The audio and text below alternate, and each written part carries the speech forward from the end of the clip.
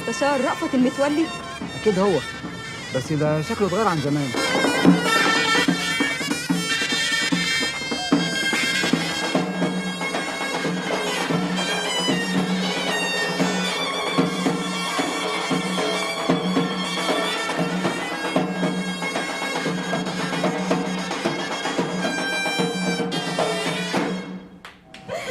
مش مصدق نفسي اتقفل علينا باب واحد. انا كمان مبسوطه قوي قوي قوي. هتعمل كل اللي وعدتني بيه؟ عيب، انا اجدع واحد يقعد ويقفل. اتفضلي يا عروسه برجلك اليمين والنبي. كنت هتقطع الفستان يا حيوان. حيوان؟ يا قلة الادب، عليا الطلاق ما تقعدي على ذمتي دقيقه واحده. انت طالع. يا جماعه استهدوا بالله وصلوا على النبي. ليك في حالك يابا. انا ما ارجعش في كلمتي ابدا.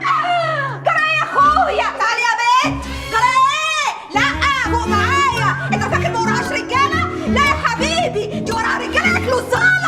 انت فاكرني لقمه طريه؟ لا طريه ولا ناشفه يا اختي. بس زي ما دخلنا بالمعروف نخرج بالمكشوف، وكل واحد ياخد حاجته. ده مفتاح الشقه يا ابن عمتي. مفتاح الشقه؟ المفتاح نسيته في الاوتيل. فين مفتاحك ياما؟ ما جبتوش معايا، نسيته. كمان سايب مفتاح الشقه لامك يا بتاع امك؟ بتاع امي اهو. انا بتاع امي يا اختي. ايوه يا اختي، هو بتاع امه. انت مالك؟ شفت؟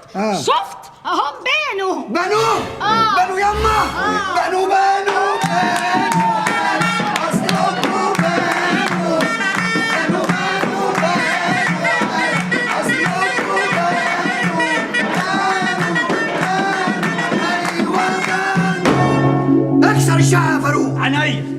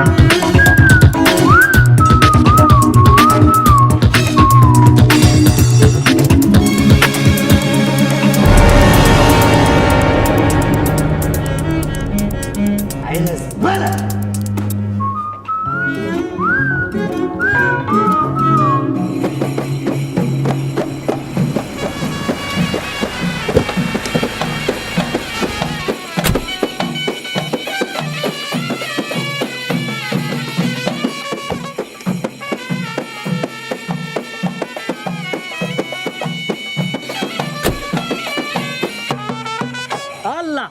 شكرا رجاله. عروسه عقبال فرحكم ان شاء الله، فرح ولادكم. الف سلامه. يلا بينا بقى نروح نطلع. ايه؟ لا احنا قدامنا شغل كتير. يلا بقى. طب استنى احط دي. حط دي يا روح. يا سلام، هي جت على دي. اتفضلي. نهارنا نادي ان شاء الله. يلا. القمر اهو. شفتي بقى ميزه ان الواحد يعمل فرح بالنهار عشان ناخد اليوم من اوله. لا ما انا هنام. لا تنامي ايه يا عروسه؟ مفيش نوم طبعا. ده لا تنامي ايه بس. بقول لك انام كده اهو. شقتي. ايه ده؟ ياسر، العفش راح فين يا ياسر؟ عفش راح فين يا ياسر؟ العفش اتسحر. ايه؟ استني، ده ما سابوش غير نجفه. يا نهار اسود. يا ولاد الكلب، يا ولاد الكلب. شقى عمري راح. مين؟ يا جسمة.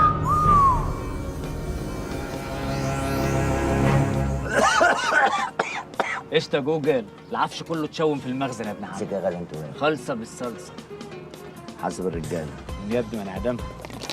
عد الفلوس يا ابن عمي، الايد غلاطه خصوصا لما تبقى ايدك. والنعمه انا كنت عروسه قمر، لولاش القلم اللي نزل على وشي ده. ما انت كمان لسانك مبرد. الهي يا رب يا صابر يفتح لك كل البيبان المتقفله في وشك وتبقى على وضعك كده.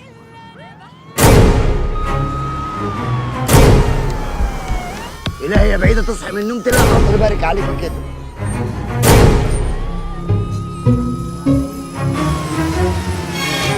ياسر بس حضر.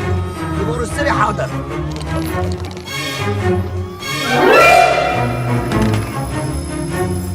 ولا ده ممكن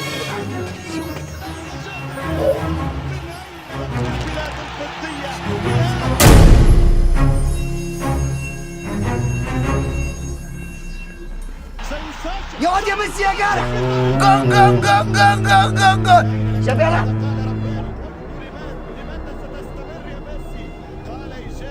جون يا باشا. الواد ميسي ده لعيب. لا يا رجاله.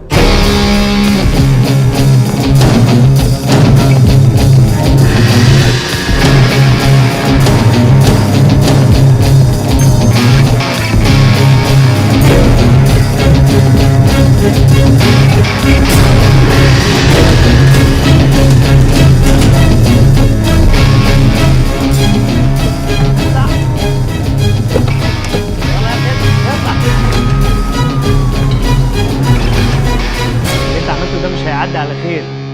وبعدين ايه حكايه جوجل دي؟ يا باشا جوجل ده عشان لما تيجي تخش على جوجل وتعمل كده على البريد يطلع لك الحل من غير هري ولا لط. شايف الهبه دي؟ مش جايب لها ميكروويف. اديها بتغسل على ايديها. لا مؤاخذه يا كبرنا. تعبتك معايا بس عشان جو البوكس ده ماليش فيه عشان برستيج. والله العظيم يا باشا كنت لسه بشكر فيك. ايه ده؟ فين العفش يا؟ فين العفش يا؟ فين؟ طول ما انت بتتنطط زي سوسة البوليس كده مش هتطول مني حاجه. طول ما في عفش مفيش عفش. اهدى بس يا ياسر باشا اقعد. اضرب بقى. عايزني اساعدك؟ طب اهو. اهدى اهو. يا ياسر باشا اهدى اهدى بس اهدى تاني. ده كان فاضل هطاني ياخدها. فين النوع يالا؟ خد النوع كمان. يا باشا الشقه كانت مكمكمه. قلت اعمل لك طياره. والله. وحياة امك لظبطك. يا ياسر باشا يا ياسر باشا اقعد وكل حاجه. عورتني اهو. عورني اهو. يا عم اهدى بقى. اعمل لكم انا جنايه. انا جاي اتفاهم. استغفر الله العظيم.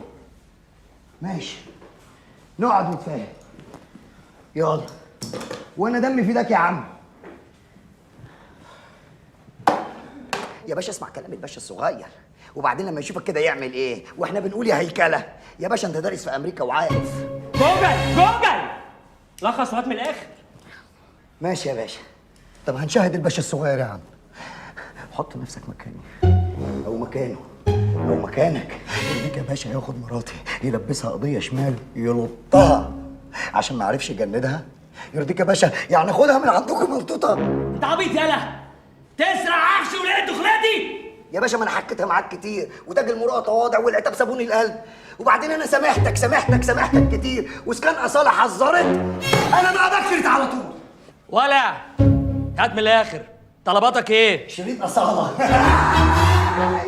كيفك يا باشا؟ يا اسف يا عونا انا صعب عليك بالعافيه. استنى هقول لك. تفرج على الليله نوم يعني الان افرج عن العفش. غير كده يا كبرنا هزعل واجيب ناس تزعل. وحياة دم السخن ده اديك لبستها. شفت رمي البلا سهل ازاي؟ على فكره انا عارف انك تقدر تسجني بس عادي. قانون العقوبات في الماده 316 بينص على ان اللقطه اللي احنا فيها دي من 6 شهور ل7 سنين. محامي ب 200 جنيه يجيب لي فيها 3 شهور 3 مانثs. اخش اركلس كده بقى سليبنج وانامهم. اعتبرها خرجت. ايه ده جوزها؟ مجازي يعني. مراتي خرجت مجازي. اعتبرها خرجت. مراتي خرجت مجازي. طب يلا يا لولا خرجنا خلاص كفاره.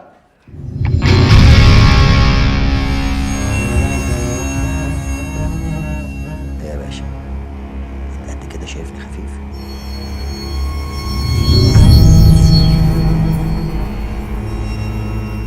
انا مش هخرج من هنا غير مراتي معايا. اسحب لك سحبة مايكل عشان وش شقتك وباباك يقفل عليك.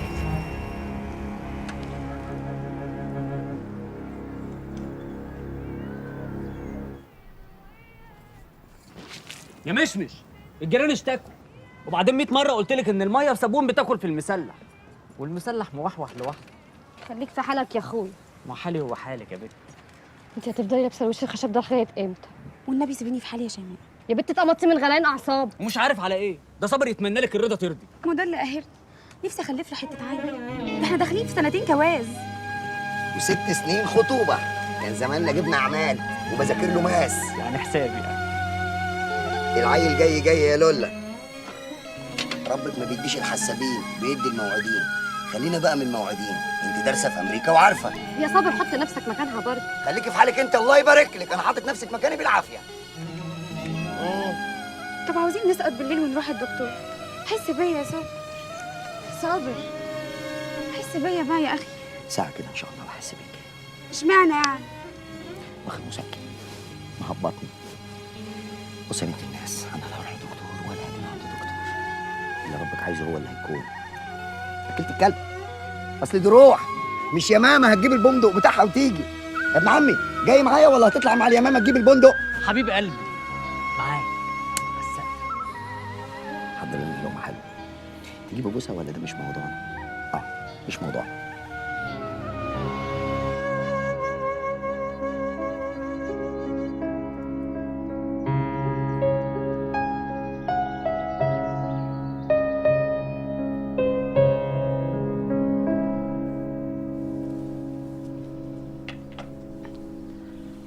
مش كفايه بقى ونركز في شغلنا شويه؟ حياتي بليز تركني شويه. ايه انت هتسيبني هنا ولا ايه؟ ايه هم يغتصبوك ولا ايه؟ خد بالك عشان الواد ده ممكن يبقى مكمر حاجه هنا. ايوه يا جماله في الاصفر. شفتك النهارده في التي في قاعد في المجلس زي القمر. انت بتروح مطبق ولا ايه؟ قاعد مخمد كده. انت بتقول ايه؟ مخمد عليك لاي جامد كده في قعدتك. طلباتك يا جوجل. ايوه لسه قال طلبات لحد وزعل. ما تتكلم يالا، عايز ايه؟ شريط اصاله الجديد. عايز نصيبي طبعا يا باشا، وانا شاطر وجايب شنطتي معايا. الله، هو احنا كل شويه نرفع على بعض سلاح ولا ايه؟ دي طبعا جميري وقعت في ايدي بالرنج. بالغلط يعني. الله، ده انجليزي اهو، قلت اجيبها للباشا هديه والنبي قبل الهديه. وانت اولى من زوجاتي والذئب زوايف. برافو صابر. بتتكلم بجد انجليزي صح؟ جود بوي. 120,000 جنيه ضيفهم لحسابي. خليهم 100 يا صابر عشان خاطري. يا دي النيله بقى. طب خلاص، ال100 اللي حكم بيهم الراجل ده ضيفهم لحسابي يا عم، عشان خاطرك والمصحف.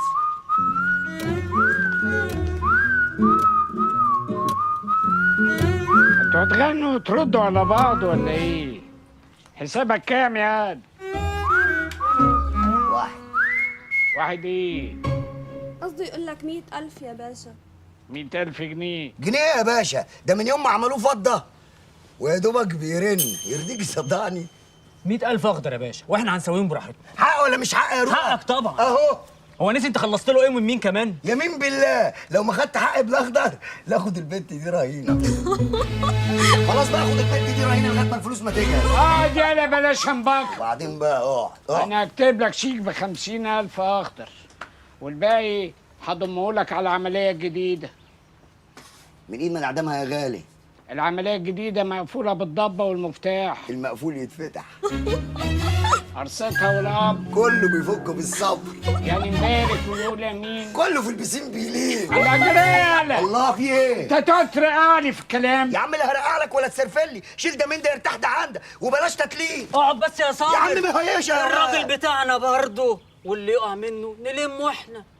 انت شايف كده يعني؟ طبعا. طب اقعد عشان خاطر الراجل الطيب ده اللي اول مره اشوفه. خلينا في المهم يا صابر. العمليه اللي جايه هتتم في مطروح، وهناك كل متر ونص كمين، وخايف لا نلبس الطرح. قصدك البس انا فيها طرحه؟ اول ما تخلص العمليه الجديده فلوسك هتبقى جاهزه على داير المليين. وعد. وعد. طيب يا برنس، خد بقى مني الكارت الجديد، صابر جوجل واللحظه الحقيقيه، عشان لو احتجتني ده الايميل ما انتش غريب برضه. واحد. تسمح لي تاخد التاني؟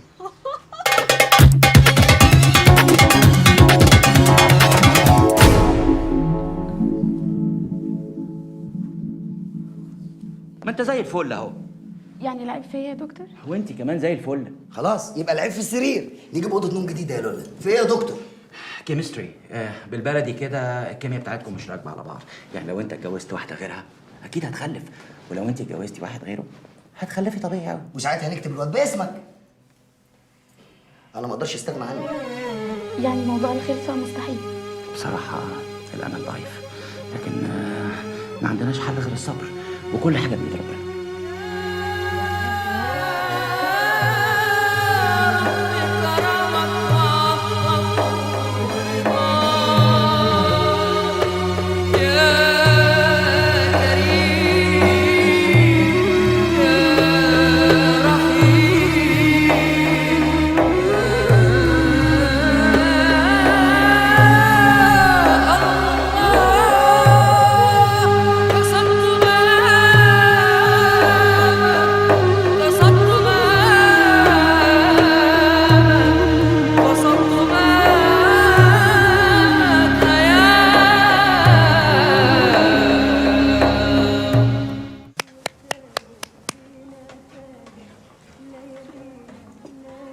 بنت ما تاكلي يا بنت، انت الاصل والباقي حلقه وصل والمصحف. والنبي سيبني في حالي يا صابر. وماله حالك؟ ده احنا في احسن حال. يا والله يا صابر زيك يا صابر، ده انا كنت حبيته حب. تصدق بالله لا اله الا الله. انا بحبك اكتر من صابر اللي انت بتدور عليه وما لقيتهوش. طب اسحبي. لا والنبي لا تسحبي. بس يا صابر بقى. يا بنت والله الدكتور قال في امل. اما انا جايبك هنا بتضربي كوارع ليه؟ انجزي بقى عشان نحلل اللقمه. يعني انا معيوبه يا صابر؟ بقيت ارض بر؟ يا دول كله بايد ربنا، ما بيتعبش غير على الصم والصلاه، وانت ما شاء الله يعني ما بتقطعهاش. ايه ده؟ فرسان جداد. نحتسبه عند الله شهيد. ده لو بركت عليه هينطفي. والنبي اللي تاخدي دي عشان خاطري. مش عايزه. طب اضربي لك طبق شوربه. لا بس بقى. يا لهوي. الشاي من يد من اعدمها. ايه الحلاوه دي؟ اوعى ايدك دي. ايه هنفضل كده مقضينها مسلسلات تركي؟ ولا في ورقه ما بيننا ولا حتى دبله في ايدي؟ ايه مالك فايره في حوارك كده ليه؟ انت في حد مسخنك عليا يا بت؟ ايوه شيماء اللي جوايا، وقالت لي كمان ان انت ناوي تقلبها خناقه دلوقتي عشان تزوغ مني. هتكتب عليا يا فاروق ولا اشوف حال انا؟ ده في حد تاني بقى راكب على الخط. سبت وحد واتنين وحياتك. اوبا. في ايه يا جماعه؟ صوتكم جايب لاخر الشارع. خش انت جوه اشوفهم انا. يا روقه، الليل دخل، مش وراك شغل ولا ايه؟ يلا روح غير. يلا. الواد ده مضايق في ايه؟ ابن عمك سايق الهبل، وانا بصريح العباره كده بقى جاي لي عريس. اوبا، عايزه تدخلي غريب ما بيننا؟ طب افرض طلع شمال يلطنا؟ ده حتى شمال في شمال في شمال ما توديكيش في حته، هتجيبك قدام اقول لك نفس الهاري. انت دارسه في امريكا وعارفه. عارف يا صابر، البت هبه دي زعلانه مني قوي عشان ما خدتش بخاطرها في موتة امها. صابر انت معايا؟ بس عادي، هي برضو ما جاتش في موتة امي. صابر انت سامعني ولا لا؟ بس برضو لازم الواحد يكون احسن منه. الله، انت مش سامعني خالص يا صابر. تبا لسطحيه سكنت عقول البشر، يا دي النيله السوداء، يا دي النيله السوداء، مش عارفه اتامل مع نفسي لحظه. يا ست الناس، طول ما انا قاعد قدامك وباصص لك وبمزاجي، مش لازم انت سامعني، انت شايفني، انت فاهمني، انت فاهم، وتعاملي مع وش على انه وش التكييف. وبعدين في كوبايه الشاي اللي هطلبها وانا حلو كده فين؟ مالك يا راجل؟ هو انا يعني مش عارف افضفض واخد راحتي معاك بكلمتين؟ انا بقى طبعي كده. خلاص اطبعنا بره. قول لي بقى، عارف كل اللي انت فيه ده من ايه؟ ايه؟ من الحشيش. شيش. كل يوم تصرف 300 400 جنيه، كان زمانك دلوقتي عندك فله. يعني انا ما شربتش الحشيش ده كان زمان عندي فله؟ طب انت بتشرب حشيش؟ لا. ما عندكيش فله ليه؟ قومي بقى، فز يا بنت، اعملي كوبايه شاي. فله كرهتني في الحشيش. تعالى يا غندور، غندور شكله اتسطح.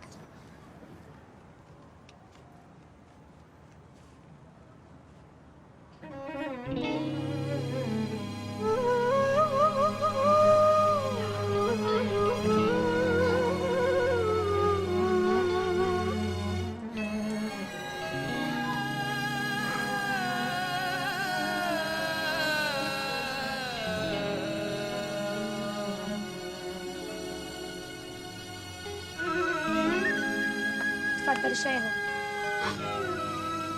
صابر، مالك يا حبيبي انت بتعيط؟ ايه يا بنت، هو في راجل بيعيط؟ امال مالك؟ شاطره بس ترفعيني يا حبيبي. طب ثانية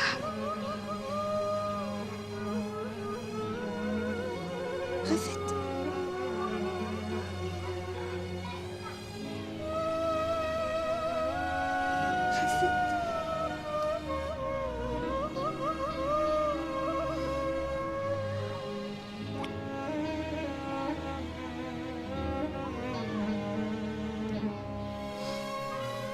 انت طيبه يا بنت وبنت اصول بجد. لا انا مش مصدقك، حاساك بتكذب عليا. بسم الله ما شاء الله، وكمان قويه الملاحظه. بحبك يا ليلى. وانا بنت فيك. انا مش هقف هنا تاني يا ليلى، بقف هنا توجع وعينيا بتتطرف.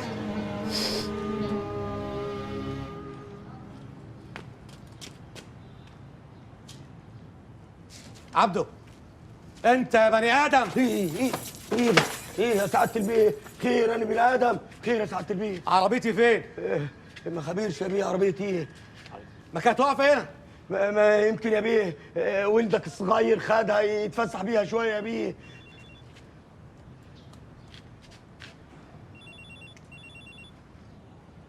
الو، ما تقلقش يا باشا، عربيتك في الحفظ والسوق. انت مين يا ستي؟ وعربيتي فين؟ لو بلغت البوليس مش هتشوف عربيتك تاني، وانت عارف بقى اللي بيروح ما بيرجعش.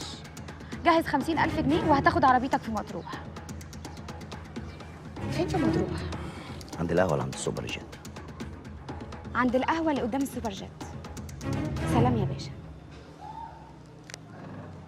دي آخر عملية يا صابر، أنا عايزة أخلف حتة عيل أربيه في النور. ومين قالك ان انا عايز غير كده يا غالي يا بنت الغالي؟ حبيب قلبي الغالي ابن الغالي.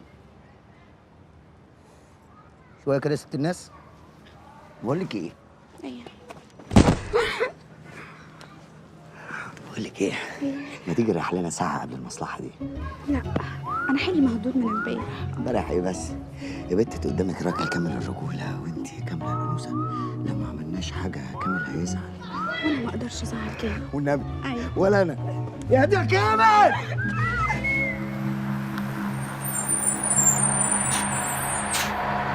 اعوذ بالله. انا اتجوزك ايه؟ طب بذمتك ازاي كنت عاوزاني اتجوزك وانت بالمنظر ده؟ لا ده انا بيبقى ليا منظر احلى بكتير لما حد بيحاول يستظرف فبيشوف وش التاني. تحب اوريهولك؟ حاسب يا استاذ. حاسب يا أستاذ. يا نهار ابيض. رجلك هتتكسر تحتك. اشكركم. هي القهوه اللي هنا فين؟ عند الشيخ اللي قاعد هناك. شكرا. خد بالك من نفسك. شكرا. غزل البنات يا صابر، غزل البنات. طب تعالى. ها عايز ايه؟ عايزة غزل البنات. طب هات لنا واحده.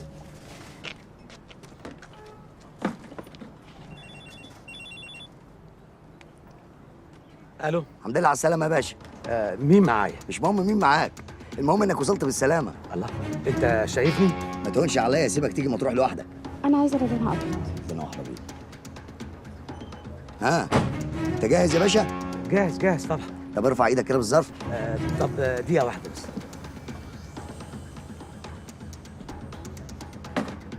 اهو. ايه ده؟ لا تقلقش دول تبعي. اهدى. يا باشا ادخل اول يمين في اول شمال هتلاقي 3 عربيات فيهم عربيه متغطيه. دي عربيتك.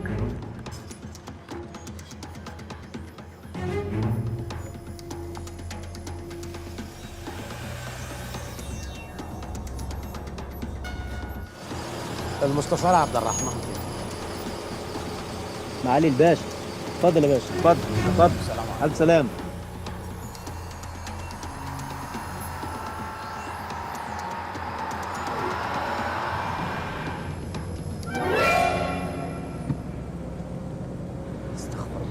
استغفر الله العظيم. على وضعك يا جوجل يا ابو التكاتيك. لا اله الا الله. في إيه؟ بص جنبك الملك فاروق. إيه ده؟ الها ايامك ترجع كان الجنيه ب 12 دولار اهو طلعت وركب سوبر جيت.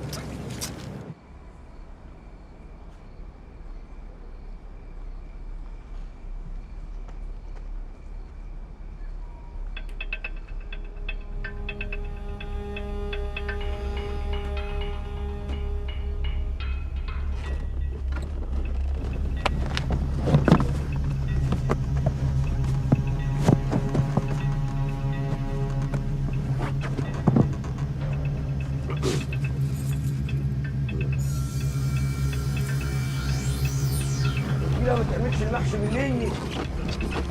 يا رب. ايديك. يا رب عربية الباشا ترقص.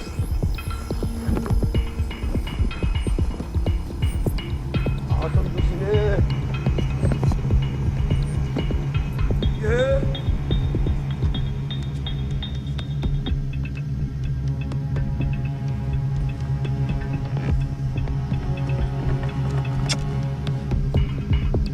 الحمد لله مش حاجة.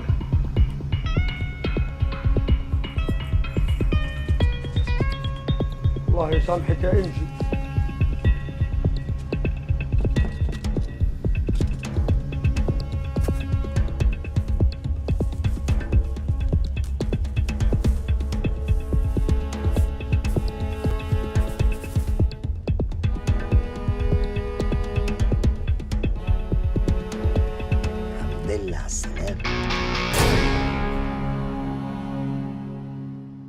انا قلت محدش هيعملها غير صابر جوجل. بص يا غالي، انا بقيت في حضن ليلى، ظبط لي ضربات القلب، وانت تقول لي كل متر ونص كمين. امال فين المصلحه؟ خد دول دلوقتي والباقي بقى عدي عليا بعد اسبوع كده. عمره ما هيغير سياسته. مش قلنا نصفر العداد؟ لا لا لا صابر، انا عايزتك عن جد توثق في مستر السروجي لانه لما بيوعد بيوفي. انا بقى المره دي نفسي ما يوفيش، اصلها كده هتبقى متعشيه متعشيه. مين هاي المتعشيه؟ امي. بص يا طهره، انا ما بثقش في حد، والشيطان كان ملاك. العيب مش عليا يا ابن عمي، العيب علينا احنا بعد كده نغير سياستنا، الدفع قبل الرفع، وقلبك الطيب ده بقى حضنهولي على الرصيف قبل ما تيجي. هارتي ده بقى اللي موديني في داهيه. قلبه يعني امريكاني. اخلص يا صابر، اسحب وخلي بالك من نفسك. خلي بالي من نفسي؟ ده انا ابويا ما لهاليش. انت شفت لي حلم وحش ولا ايه؟ طب انا ايه بقى، محدش هيراضيني بقى في الليله دي ولا ايه؟ او النبي الراجل ده بركه، بدل ما يدعي عليك هيخليك ما تعرفش تعزف على البيانو. انت دارس في امريكا وعارف. ادعي لنا يا صابر. ادعي معانا يا طهره. يا رب اشوفك هاني شنوده. مين هاني شنوده ده؟ يلا هاني شنوده ده اللي اكتشف عزت ابو عوف وما ابو عوف وسيد ابو عوف. ومين سيد ابو عوف ده كمان؟ سيد ابو عوف ده اللي هو ابن خالد بنت عم ابوك. القرابه اللي بتقلب الشتيمه دي. يا عم ما تقول كده. سلام يا كبرنا. سلام يا جوجل. دولابي جوكته لسه قديمة، ولسه في بالي زيزو هيمة صحابي زمان، وعندي كرامة عليها القيمة، وأحلامي في كل مكان. لا صوت بقلظ بيتلاشى مع الأيام، ولا الأحزان بتتناسى ورا النسيان.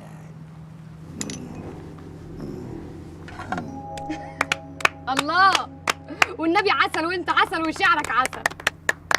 يا صابر، ده احنا من ايام خطوبتنا ما سمعتش كلام حلو زي ده. ما هو بعيد عنك بعد الجواز الكلام بيمسخ. قول لها يا غندور. بنتين وكمان 4 بنات. ما تشك يا فاروق. اشك في اختي ابقى واطي. ما تشك يا صابر. معقولة أشك في مراتي؟ ده كلام. شك انت إلهي تتشكى بعيدة. لا انا شيماء اللي جوايا شاكه فيكم من اول رميه. اشك. البسي يا عسل. ايه ده انتوا بتخموا؟ انا مش لعبه معاكم. القرف ده. خف النار شوية يا لولا بخلص. ما كفايه شرب بقى، صدرك هيغلق. إيه؟ صدرك هيغلق؟ على أساس إن عندي حفلة الصبح. دي مرات هاني شاكر ما تقولهالوش. ما قلتليش عملت ايه في اللي اتفقنا عليه يا صابر؟ فاروق جاي له قرشين اليومين دول وهخليه يكتب عليك. ولا ايه يا روقه؟ خالصه بالصلصه يا ابن عمي، هو كلام عيال ولا ايه؟ بس انا بقى عايزه مهر 100,000 جنيه. ليه؟ بص على البحر. ده انا ضفري بمنطقه، وبعدين لازم يدفع ويقع فيها عشان يحس بقيمتي ويحافظ عليا. ما ينامش، مش خليتيني اصدق. ضفري الواد تحت ايدي، لو فلت مني ما يخصنيش. انت دارسه في امريكا وعارفه. اللي تشوفه يا صابر طبعا. حاضر. طب استاذن بقى يا جماعه عشان عندي مصلحه. خدوا بالكم من غندور بدل ما يطير.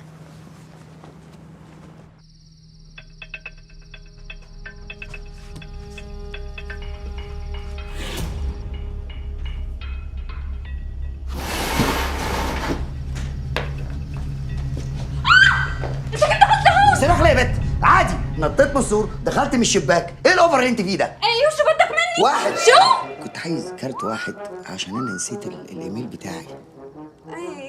ايه من اين لك هذا؟ هبلغ عنك الاموال العامه يا سفله وهطلع شاهد ملك.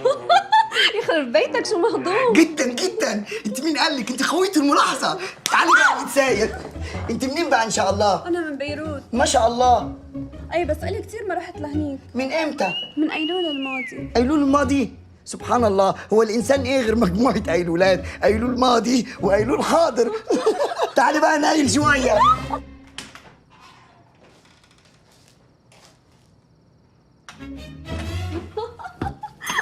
ايه ده ايه ده ايه ده ايه ده ايه ده؟ حرانة زيي برضو؟ اشتقت لك. طيب انا اهو. ايه رايك؟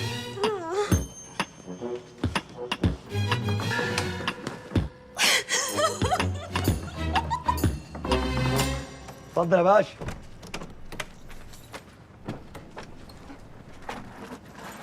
رعاية الله يا باشا.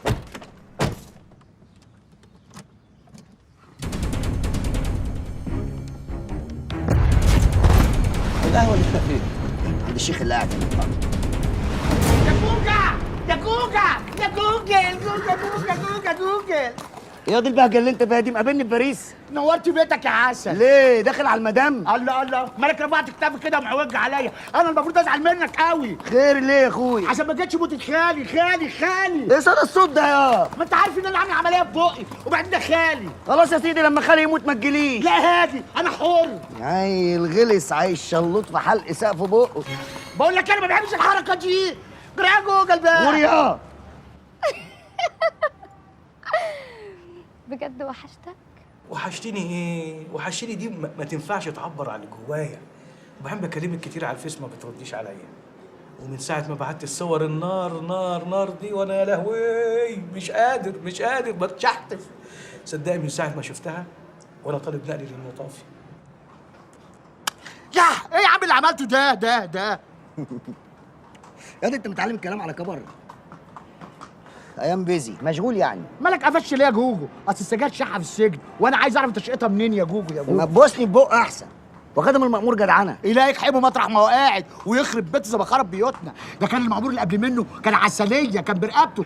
طب اللي خلص لك المصلحه دي يبقى رفيقي وشقيقي وحليله بق. يخرب بيت بقك على بقه. مين شغال معاك في الحوار ده يا؟ هقول لك يا جوجو، اللي مدورينها في السجن اتنين، العبد لله والواد علي طفايه لحساب الباشا ده.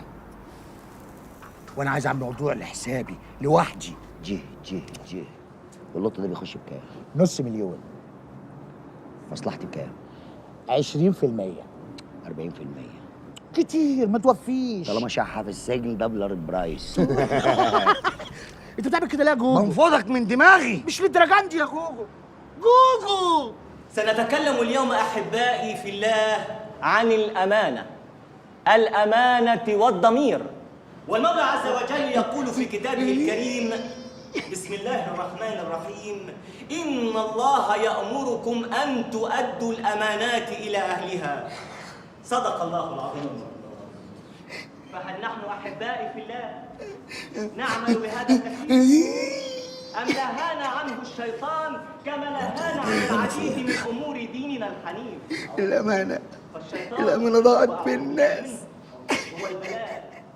فإياكم والشيطان، إياكم والشيطان. كان لسه بيجي في سيرتك. ايه يا باشا؟ خالتي وخالتك وتفرقوا الخالات، عايز مني ايه؟ بغض النظر عن اللي بينا، دماغك دي عجباني. بس مش عجباني، هي اللي جابتني هنا. وبعدين يا باشا انت مسيبني خطبه الجمعه عشان تقولي دماغك عجباني، هو ايه المطلوب؟ تعرف ايه عن فتحي السروجي؟ وده بقى صفه ولا مهنه؟ هنهرج يا ابني ولا ايه؟ فتحي السروجي عضو مجلس الشعب. يا اخي ده عنده حته فيلا ربنا يدينا ويديه. بس الغريبه بقى ان عنده بيانو محيرني، هموت واعرف لغايه دلوقتي هو حاطه ديكور ولا بيلعب عليه. مش قلت لك دماغك عجباني؟ طب الفها لك يا غالي. نسيت اهم معلومه بقى. بس انت مش ملاحظ ان اخر عمليتين انت اللي سلكتهم له؟ وده بقى اعتراف رسمي مني؟ فتحي السروجي محتاجك في العمليه الجايه. عنده قطعه اثار عايز يهربها بره. انت عارف بقى دي ثروه قوميه ومال عام. وايه اللي مطلوب مني؟ تسلمهولي. ازاي وانا بالزرقاء؟ هقف جنبك يا باشا. انا اخر واحد وقف جنبي كنا بنشوف مين فينا الاطول، اللي بيقف جنب العباد ربنا. هنفتح لك صفحه جديده، وصفحه ثوابك دي هتبقى بيضه زي الفل، وال3 سنين انت لابسهم دول هتعدي منهم. غالي والطلب شريف، حوارك ده يخلص في ثانيه الا ثانيه. طول ما انت يا باشا في الخدمه العبد لله في الخدمه. بس الزرقاء. بس جات لي معلومات ان فتحي السروجي هيهربك يوم ترحيلك لجلسه استئناف. بسيط. هنسيبك تهرب. اقصر. انا متعاون. بتفتكر يا باشا لما اسلمك السروجي هيسيبني؟ طلباتك ايه؟ لما بقول طلباتي بتزعل. قول وخلص. شريط اصلك جديد. احنا هنهرج ولا ايه؟ ههرج. انت اللي محتاجني. وبعدين أنا ما يلزمنيش اخرج من السجن، انا لازمني اهرب بره مصر كلها. لو سمحت ده حرام. ماشي. انت مين يا واد؟ انا خيط مقطوع من كتر الشد، مهزار اتحول فجأة لجد، وسؤال ملهوش في المنطق رد. انا حد اتحول فجأة لسبت، قصدي لحد. ماشي، خد عفر السيجاره دي.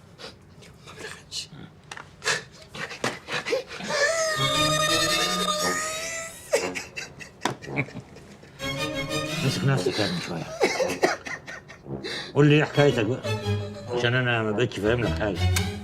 كسرة النفس وحشة. اللي قدامك ده ناس خريج جامعة كامبريدج، شايف كامبريدج؟ وخدت منها درجة اكسلانس، اكسلانس، لانس. عداني ابن الجذبة صدى الصوت.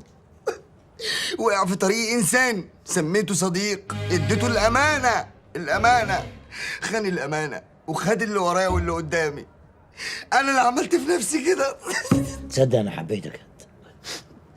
You love me. وهوقفك تاني على رجليك. انت قلت لي اسمك ايه؟ صابر. شوف يا صابر، انا هخليك تعمل احلى مصلحه. هنا يا عمو؟ ده هنا بيحصل احلى مصالح. اهم حاجه تبقى حلال. طبعا حلال، بس المأمور الجديد بقى منه لله. خالو سمير. خالو ازاي؟ اخو ماما، ده الانسان الوحيد اللي وقف جنبي في وقت كل الناس كان بتنهش في لحمي في الستريت الطرقات. تصدق انت وقعت لي من السما. شوف يا صابر، انا هعمل معاك احلى مصلحه ب1,000,000 جنيه، وهعرقك ب30%. يا عمو كلامك غريب قوي، انا مش فاهم حاجه من الكلام ده. يعني ايه مصلحه وهعرقك؟ مصلحه يعني بيزنس. اوكي، طب وهعرقك يعني هقبلك. يا لا يا عمو سوري، ما اقصدش يعني موافق بس بالامريكان. شوف يا صابر، باختصار احنا عايزين ندخل سجاير جوه السجن هنا. اوكي، بس انا اعرف ان السجاير دي مضره بالصحه. صح، هي فعلا مضره بالصحه بس حلال. خلاص يا عمو، اللي تشوفه جيب مي 5 يا حبيبي، دي وعهد الله، جيب مي 5 كده. تلاقيني مكمره لك الموبايل في اخر الحل في قلب الرز. تسلمي لي يا غاليه. بقيتش فاهمه دماغي. انا من ساعه ما حلقولي هنا حتى انا ما بقتش فاهم دماغي، بقيت رجل فضاء يا ليلى. يا حبيبي يا عم خليك معايا بقى. السروجي عارف ان انت عندك جلسه يوم الخميس، وبيقول لك ما تخافش، هو في ظهرك هيهربك، علشان كمان عايزك في عمليه جديده. اصيل، قول له صابر عارف انك انت قدها ودود، واللي له ظهر ما بتضربش على بطنه، وكمان بلغه ان الحكومه عينها عليه. حصل. والنبي انت غلبان. انا غلبان قوي يا ليلى. ما تجيبي بوسه بقى، ولا ده مش موضوع. ما تلمي ايدك يا راجل، احنا قاعدين مستنيين. ايه يا بنت انت وحشاني يا بنت. في ايه يا عم صابر؟ ما تحترم وجودك يا جدع. ايه يا عم انت، دي مراتي وانا شريتها. وبعدين بس ده يرجع ولا ايه؟ مش لما انت ترجع. يا رب يا حبيبي يا رب. يا رب ارجع يا ليلى. انا بقيت مخلوق فضائي، تفتكر هفضل في المريخ؟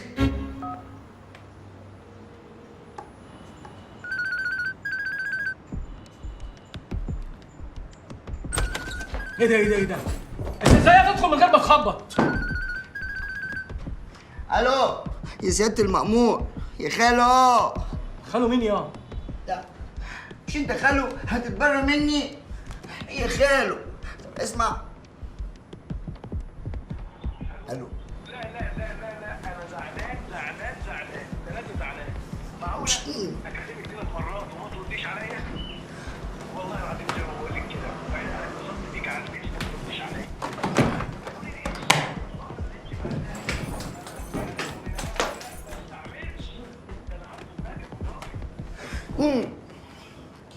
طب ما انت فاكك اهو، امال قامت علينا ليه؟ ولا انت جبت الكلام ده منين؟ مش هقول لك، انا زعلان منك. عايز تسيبنا وتروح المطافي. لا المطافي يح. ما تبصليش كده بقى يا خالو.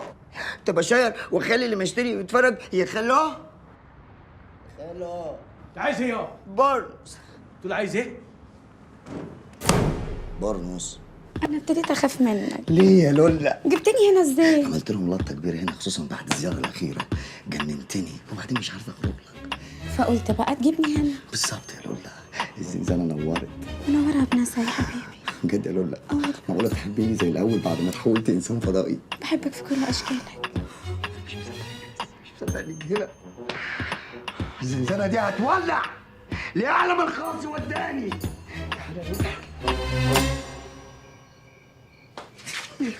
اقعد يا احلى مفاجأة يا لولا. لا سحر ولا شعوذة. امسكي امسكي يا بت. ايه دول؟ 300,000 جنيه. جبتهم منين دول يا صابر؟ ربك يا لولا ما بينساش حد. اسمعي يا بت، مسير عقرب الساعة ده هيلف على ساعة هنبقى في حتة تانية خالص. وانا هخرج بيهم ازاي بقى دول ان شاء الله؟ في ثانية الا ثانية. نفس العربية اللي جابتك هي اللي هتوديكي. يا بت انت مرات جوجل. عايزك بقى ما تنسيش تعدي على ام رحمة بجهز بنتها رحمة، والست دي ليها فضل عليا كبير قوي. فضل ايه بقى؟ رضعتني وانا صغير. يا حبيبي طول عمرك اصيل وما تنساش الواجب ابدا. هنعمل ايه بقى؟ الناس لبعضيها. وما تنسيش برضه الله يبارك لك باكو كمان للبت هدى. ليه بقى دي كمان ان شاء الله؟ دي رضعتني وانا كبير. نعم. هنعمل ايه طيب؟ سيد عثمان اتحرك يا ابني. فندم. خالو يا خالو. خالو البضاعة فين؟ في زنزانتك يا عمو. بضاعة بنص مليون جنيه تسيبها في الزنزانة؟ اعمل ايه؟ خالو قال لي كده، بس هو قال لي ان السجاير حرام.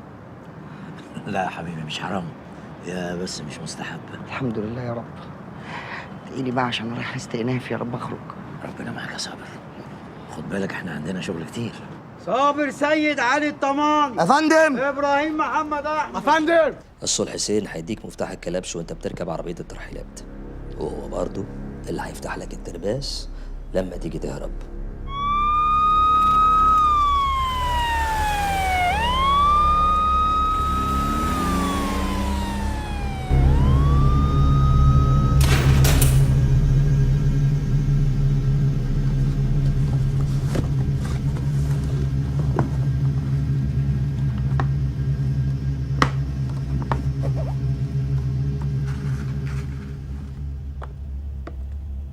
يا ابن الصياد.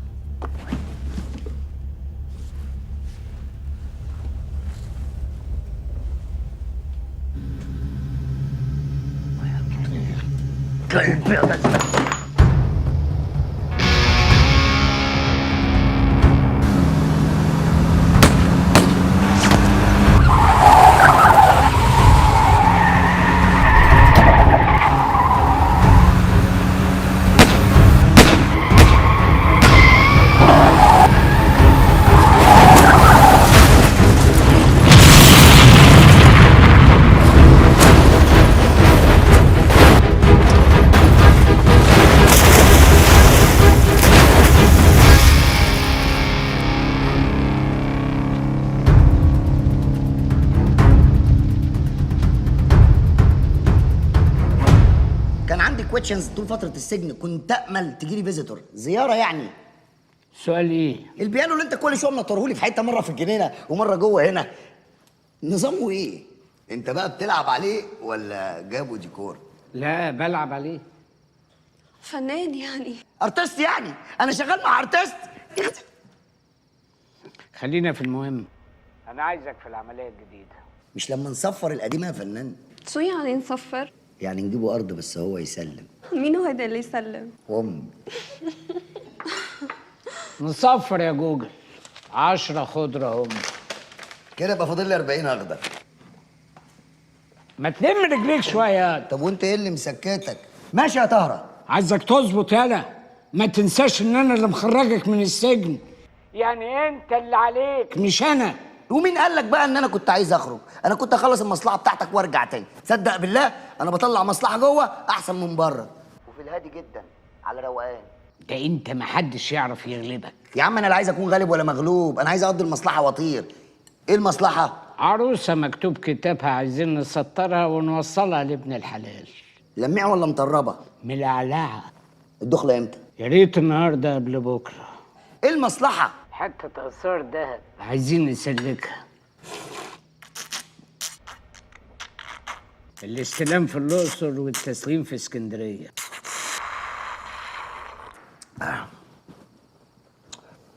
وبعدين كده انت فهمتني كويس. طبعا يا كبير. تمام. تمام. الله، انت بتكلم مين يا دنيا؟ بشاور قرين يا برنس، انا ما قلتلكش ان انا ملبوس. خلينا في المهم. الموبايل ده خط جديد، هكلمك عليه في اي وقت، والفلاشة دي عليها فيديو لعروستنا. طب ما عليهاش حاجه الاصاله الجديد؟ طب ما تقفش، احنا هي ناقصه قفش. Плав 4,75 часа, лигурийский регулировщик регулировал. Да так и не вылавировали. Он протоколом запротоколировал, как фингировал. لو الخبر ده طلع صحيح تبقى مصيبه سود. خبر ايه؟ مش عارف بس قلقان. Что дабы инцидент не стал претендентом на суде. اسيبك انت بقى تقلق لوحدك وقلقانه في اي مكان تاني. سلام. Не кури, турка, трубку. Купил. ليلى، انا بخير. لم هدومك انتوا شيماء وفاروق عشان هتجوني. مش لما الاول اعرف في ايه يا صابر؟ هفهمك بعدين. شوفي مين. حاضر حاضر. مين؟ حكومة. يا لهوي. الحق يا صابر، الحكومه بتدور عليك. في يا باشا. فين صابر يا بنت؟ في السجن يا باشا. خش فتش المكان. ما هو هرب يا روح امك. يا فندم مفيش حد جوه. هاتهم لي على البوكس. والله يا باشا ما اعرف. يلا يا بنت.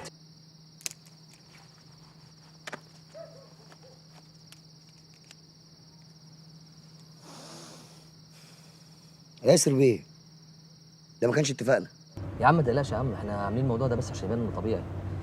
ساعتين كده وهخرجها لك. وزي ما وعدتك هصفرك ورقك زي الفل. بقول لك ايه يا جوجل، هبعت لك رساله على موبايلك في عنوان تحفظه كويس قوي وبعدين تمسح الرساله. ماشي يا باشا. يلا صباح فل يا جوجل، مع السلامه. انت هتهرب الواد ده بره مصر؟ اهرب مين يا عم انت؟ ده واد نصاب عليه قضايا اكتر من 15 سنه.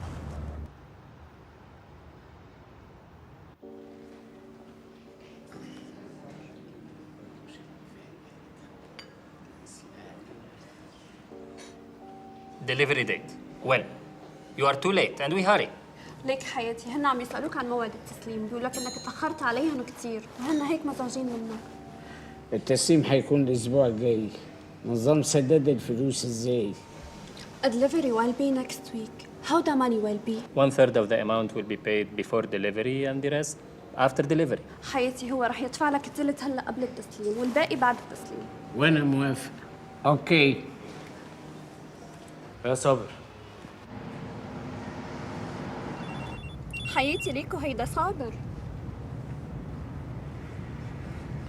ايوه يا صابر. خلي بالك يا باشا انت بتراقب.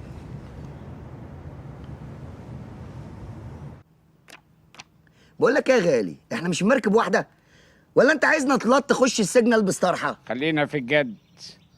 انت هتستلم العروسه في الاقصر وهتسلمهاني في اسكندريه، والكلام ده هيكون يوم الجمعه. اهم حاجه بعد الصلاه. انت عرفت ازاي ان البوليس بيراقبني؟ جات لي رؤيه، اصل بنام طاهر.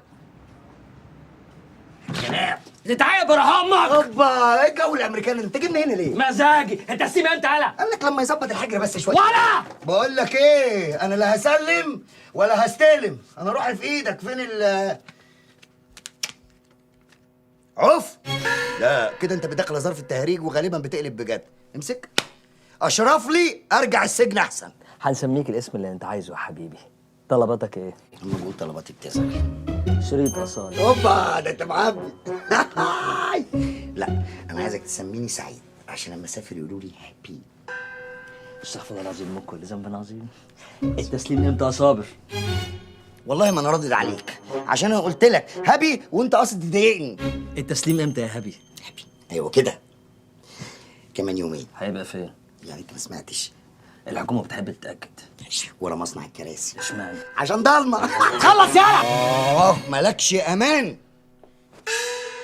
عند الهرم الكبير. اشمعنى؟ عشان طويل. بطل وسخ يالا وخلص. هو اللي قال لي. ولعلمك بقى عشان خاطر المحبه اللي ما بيننا، العروسه لميع مش مطربه. افهم من كده ايه؟ كنت انا فهمت. امسك، ادي الفلاشه اللي عليها العروسه، بس امان عليك ما تمسحش اغاني اصلا اللي عليها. اوعى ايدك. هتمسح صلاص ايدك. انا ما يهمنيش في الموضوع ده حاجه، انا هغسل ايدي منه وهسلمك السروجي في ايدك دي والعروسه في ايدك دي.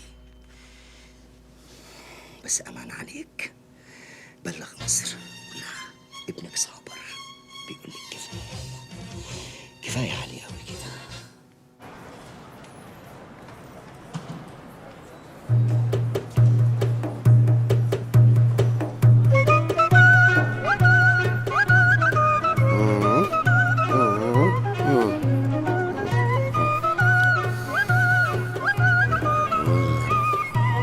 جميلة إن شاء الله.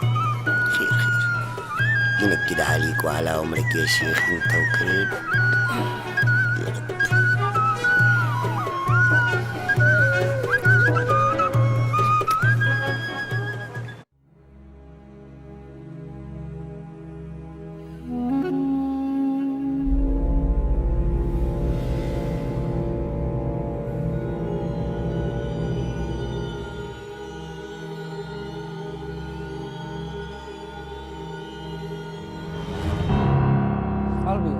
روجر اغطش تصدمه ادخل صنخي قلبي في يا جدعان استوعبتوا ولا ايه؟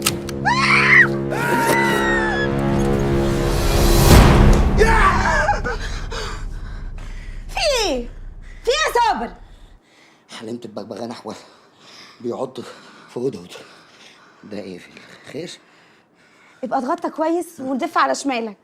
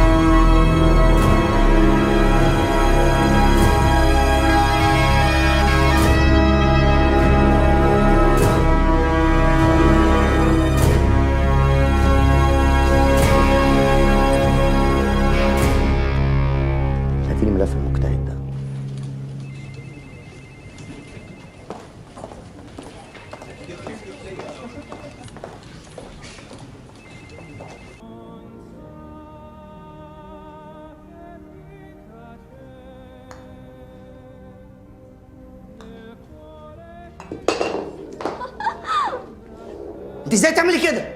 عم نبهك الاجتماع صاير لك اليوم ومعصب. عمر عم بمزح معك. عمر بمزح معك؟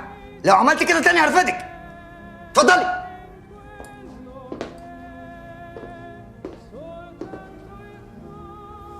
قال ارفدها، قال كذاب ومنافق.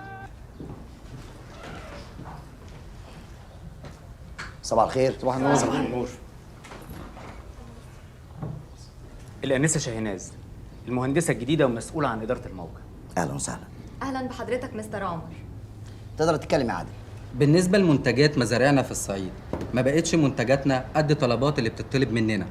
وده يا فندم بسبب قلة مساحة الأرض الصالحة لنظام الزراعة بتاعنا في المناطق المجاورة. طب وده ملوش حل؟ ما نجيب مزارع جديدة. أما أنت بتعمل إيه يا فاروق؟ اعتبره حصل يا مستر عمر. انا عملت سيرش على مزارع جديده وحددت بعض الاماكن اللي ممكن نشتري فيها. أمال إيه مشكلة مصانعنا في دمياط؟ العمال عاملين إضراب ليه؟ 20% من العمال متامن عليهم صحيا تبع التامين الصحي الحكومي، و80% مش متامن عليهم، وهم دول اللي عاملين مشكله. لا مشكلة ولا حاجة. أمن عليهم تبع مستشفياتنا وأعمل لهم خصم 50% على الدواء. ادي الناس تديك. ايوه بس ده هيبقى لود كبير قوي على الشركه. لا ده سوء إدارة. لما تبص في مرايتك يا فاروق، أول ما تلمح عيبك واعلن عنه هيبقى 100 ميزة، لكن لو دريته هيبقى بمليون عيب. لو اتعلمت ده هتختصر وقت كتير ويمكن تنجح بسرعة.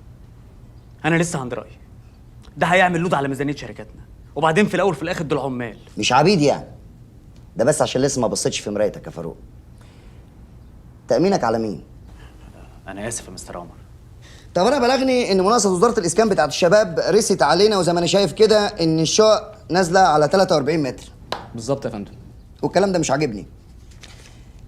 المساحه تتحول ل 100 متر، الا بقى لو خفضناها ونزلناها 30 ونعملها مقابر، وبالمره احجز لكم انتوا اولى. ازاي يا مستر عمر؟ ده تعاقد مع الوزاره ومش هينفع يتغير فيه. مالكش دعوه بالوزاره، انا اتصرف معاها. اعمل اللي قلت لك عليه، وحاول المساحه ل 100 متر مع الحفاظ على الشوارع والمناور. امرك يا مستر عمر. الوزاره مش هتغير التعاقد، والميزانيه اللي احنا واخدين المناقصه بناء عليها ما تعملش غير 43 متر. ما تقلقش، انا اضرب اللي بعمله. ما بحبش اتكلم في البريك بتاعي. انا اسف يا مستر عمر، بس انا باصص لبعيد قوي. باصص لبعيد قوي. طب بصصني بقى على المكان اللي انت باصص منه. انا شايف ان القرارات اللي انت خدتها النهارده دي لازم تدرس تاني، وبعدين انا كنت فاكر حاجه تانية خالص. كنت فاكر؟ ده في عالم الافتراضي. البزنس ما فيهوش فاكر، في متاكد، في كان في ايدي.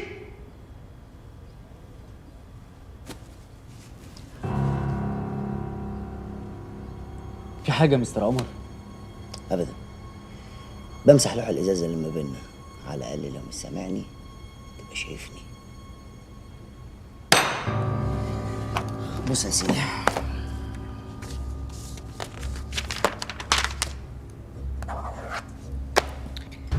كم دي؟ 6. ده بالنسبه لك، لكن بالنسبه لي انا 9. وده اكبر دليل اني من مكانك ما كنتش اشوف الامور كده، لكن مكان الكرسي اللي قدامك كنت اشوفها بشكل تاني خالص. عايز تقيم اللي قدامك، اقعد على الكرسي بتاعه واتقل. ساعتها هتجاوب على كل اسئلتك من غير ما تسال، من غير فتش. زي كل مجتمعك بقى يفتي في كل حاجه، في سياسه وفي اعلام وفي رياضه، بقى كله بيفهم في كل حاجه، كله بقى ريس.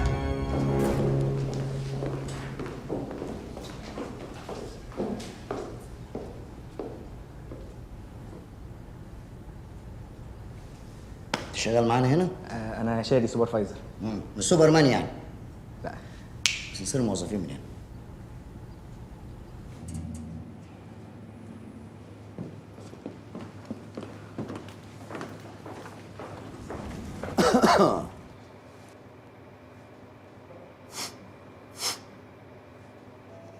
انسجام؟ انا اسف والله يا باشا. تاكل انسجام في الاسانسير يا حيوان؟ يا نهار ابيض. هو حضرتك تعرف انسجام يا باشا؟ انسجام شارع المحطة ورئيس من الجيزة، كانت أيام زفت. البيتين بكرة على المكتب يا حيوان، اوعى تنسى.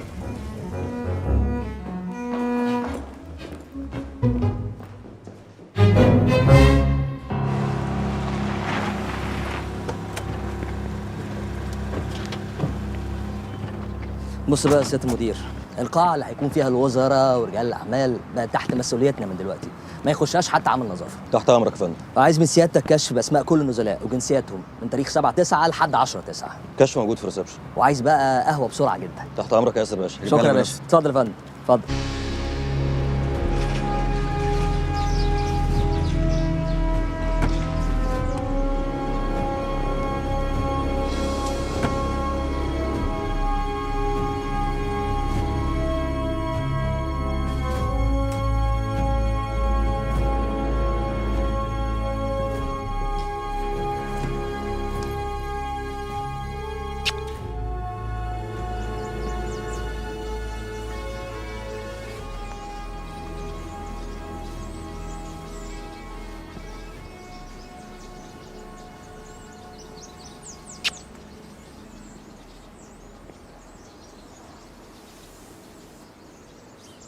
مش ملاحظه انك بتشربي كتير قوي؟ بقى نهار وليل؟ ما بقتش فارقه، ما هو نهاري زي ليلي. على فكره الانسان طاقه، وانا بقى طاقتي بقت كده، ما تعديش فتله. ابقى بالله. هي ايه؟ الفتله. واضح الفلوس ما غيرتكيش. بس غيرتك انت. شعر بيض يعني؟ اذا كان الزمن بيغير الحيطان مش هيغير البني ادمين. وبعدين لو اتغيرت على الدنيا كلها ما اقدرش اتغير على عشره عمري. ما تستفزنيش يا صابر، انت ما بقتش انت. عشان انت ما بقيتيش انت. انا اللي لغيت قلبي ومشيت ورا عقلي وبس. انا اللي اهملتك وما بقتش شايفه حاجه قدامي غير البيزنس والمشاريع. انا يا اخي ده انت حتى مش بتعتبرني مشروع من مشاريعك، ده انت الموظفين بتوعك بيتعاملوا بيتكلموا معاك اكتر مني، وانا اللي مساعداك في كل ده. وبعدين قول لي هنا ايه حكايه المره اللي دايره في ديلك؟ اوه مره وديلك، رجعتي لاصلك. دي السكرتيره. متهيألي احنا مبدرين ميعاد النكد شويه. كلمني هنا. سندوتشاتك يا حمزه تتاكل كلها، ما يتسابش منها حته تقعد قدام التلفزيون. ايه يا رؤى يا حبيبي، فرحان في ايه؟ صابر بياخد قرارات الايام دي غريبه قوي، هيضر بيها نفسه ويضرنا كلنا معاه. صابر بقى على وضعه خلاص، وبعدين هو حر في ماله، كبر دماغك منه. اكبر دماغي منه لما انا اكون موظف عنده، بس ده ابن عمي يعني اخويا. احنا مش هنفضل كده متشعلقين فيه طول العمر عشان هو ابن عمك، ما ينفعش. احنا كمان لازم نشوف مصلحتنا يا فاروق، نعمل لنا شغلانه كده على جنب نأمن بيها مستقبلنا ومستقبل ابننا. ما بقاش في حد بيفكر في مستقبل حد، كل واحد بيفكر في مستقبله وبس. بس انا ما اعرفش اعمل اللي انت بتقولي عليه ده. انا لو اعرف بس هو بيفكر في ايه. الفلوس يا فاروق بتغير القلوب وبتقلبها. امال لو قلت لك بقى ليلى بقت بتعاملني ازاي هتقول ايه؟ الظاهر ان الفلوس ما غيرتش صابر وليلى بس.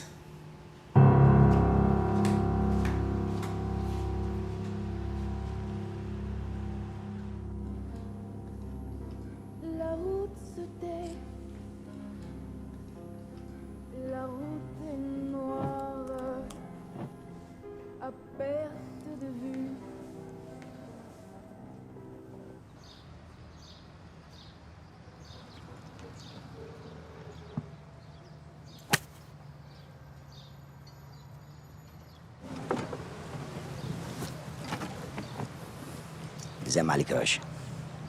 ازيك يا عمر؟ والله ما صدقت نفسي لما قالوا لي مالك طلبني بالاسم. والله ده كتير. مش قوي كده يا نشرتي، خلينا في المهم. انا بقول كده برضه. انت عارف يا عمر، الحكومه ما عادش ينفع يكون لها حزب، لانها حكومه كل المصريين، بس لازم يكون لها ظهر. عشان كده احنا عايزينك معانا. يا باشا الموضوع كبير قوي. اشمعنى؟ لا ده انت عملت نجاحات كبيره قوي، فدت البلد والناس، ده علاوه علينا اسهمك بسم الله ما شاء الله في العالي، والاهم من ده كله انك شخصيه مش محروقه. الباشا متضرب ولا ايه؟ امسك الخشب. بس يا باشا انا راجل طول عمري بلعب بيزنس. السياسه دي مش لعبتي. صدقني الاتنين لعبة واحدة. البيزنس من غير سلطة تحميه يبقى مهدد وعلى كف عفريت، والحكومة من غير حزب قوي يحميها تبقى ملطشة اللي رايح واللي جاي. انت محتاج السلطة عشان تحمي البيزنس بتاعك، والحكومة محتاجاك عشان تحمي سياستها. فهمت؟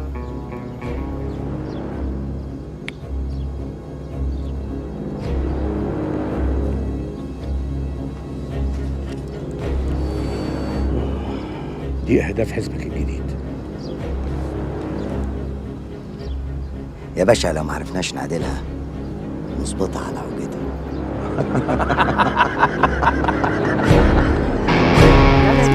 لا خلاص وانت كمان زيها. الاي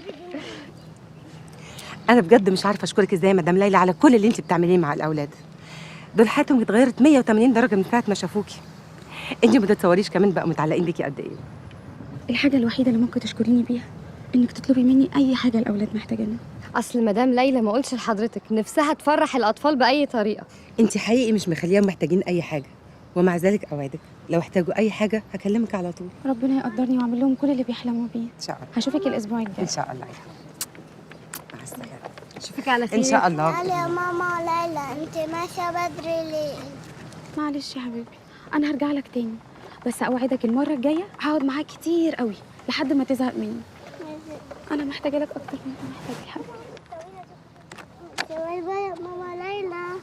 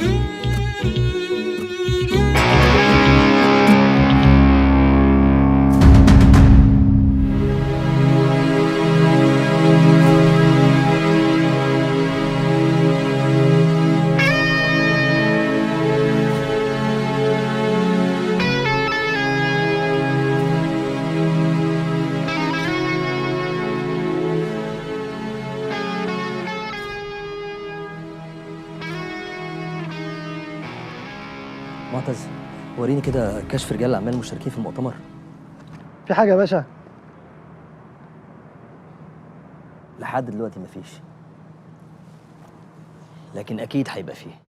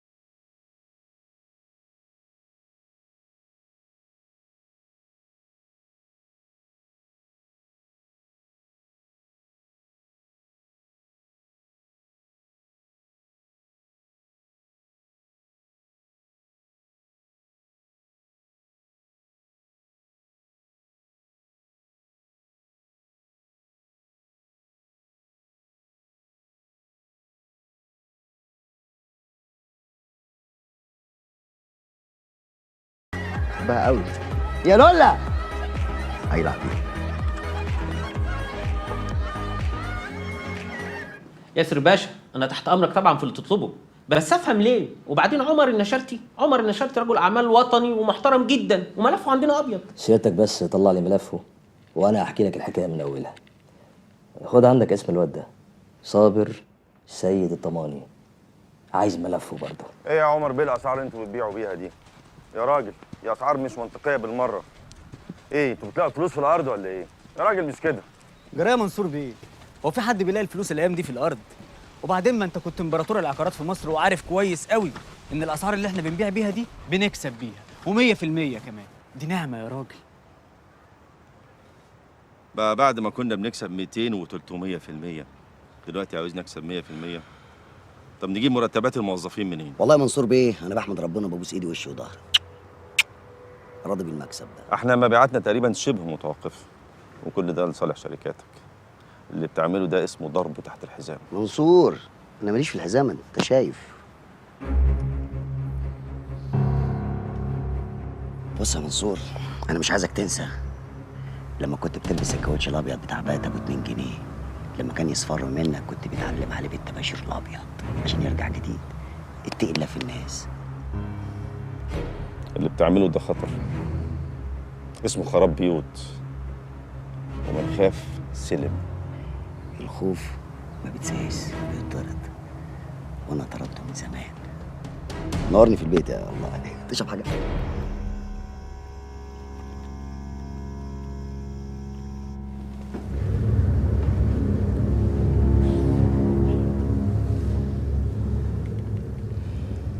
ايه كنت سايب مراتي مع اخواتها البنات؟ بطل يا واد، ما عملهاش غير منصور الكلب. انا كل اللي قدرت اعمله اني خدت رقم العربيه. انا كلمت رجالتنا في الداخليه بس الارقام طلعت مضروبه.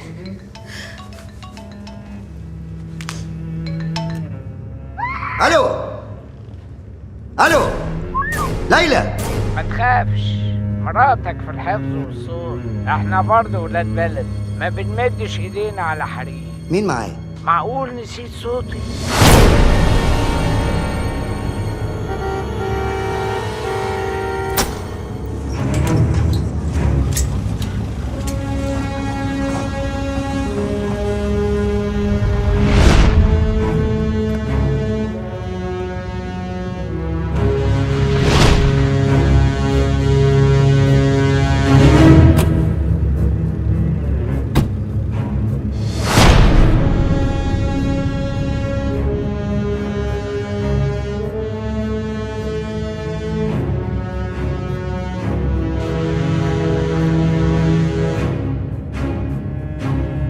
عجزت يا صابر. شفت بقى، الصغير مسيره يكبر يا سروج. ما كنتش احب اقول لك الحمد لله على السلامه بالطريقه دي، بس انت مالكش امان. عايز يا سروجي؟ عايز حقي. غبي غبي غبي بجد. حقك يا سروجي، بتليفون صغير منك كان حقك هيجيلك لغايه عندك. حقك ده ايه؟ ده نقطه في بحر. انت بتكلم عمر النشارتي. انا حقي كل اللي معاك يا نشارتي. ده يبقى عندي حلم احلم بيه احسن من كابوس اخاف منه. انت كابوس. انت كده فوتت النازله. انا لو فكرت في كلامك يا سروج دقيقه واحده هبيدك زي طفية السجاير. انت عارف تمنها كام؟ انك توقفني قدام مراتي وهي مربوطه. انا هزعلك وهزعل وهجيب ناس تزعل. انت مش هتخرج من هنا على رجليك الا بعد ما اخد حقي.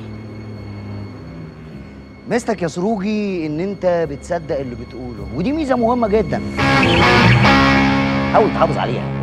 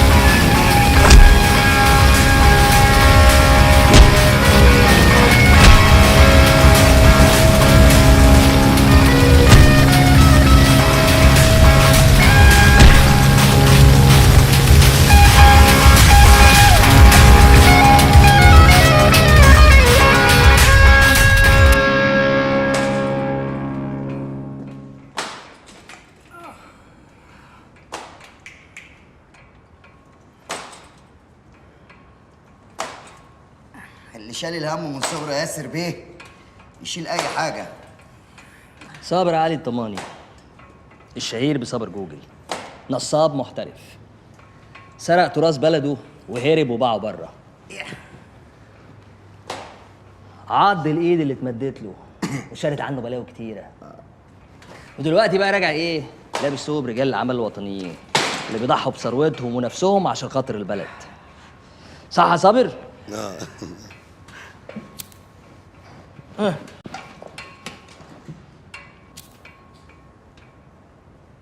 عاش عاش يا بطل. تدخين في الجيم. تعمل ايه بقى؟ الجيم والاوتيل والمطعم ملك، والملك بيقوي القلب. تعالى يا ياسر بيه، تعالى نشرب فنجان قهوه، هغير ونقعد مع بعض شويه.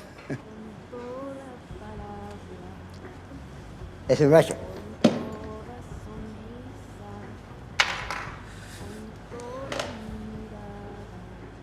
يا ياسر بيه، كلمات الاغنيه دي بتمسني قوي قوي من جوه. منور. بنورك. جازز انت من جوه مش عارف ليه. يا ابني شغل لنا حاجه لفرانك سيناترا،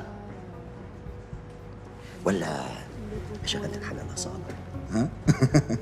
10 سنين عشتهم بره انت في نعيم، وعشت انا هنا في جحيم. الجزاء من جنس العمل. وبعدين يعني لو كنت وقعت تحت ايدك انت كنت هتسمع عليا. طب انا عشت 30 سنه في جحيم ومحدش حاسبني عليهم، وغلاوتك عندي ولا حتى كوبايه شاي. طب ما تيجي نتحاسب؟ طبعا نتحاسب، انت ليك حق عندي، وبعدين انت اولى من الخير. هو انا انسى ان انت كنت سلمه للخير اللي انا فيه دلوقتي؟ وانا ما انساش جميل حد عليا ابدا. ها تاخد حقك بقى سيوله ولا ناشي؟ لا، حق البلد الاول.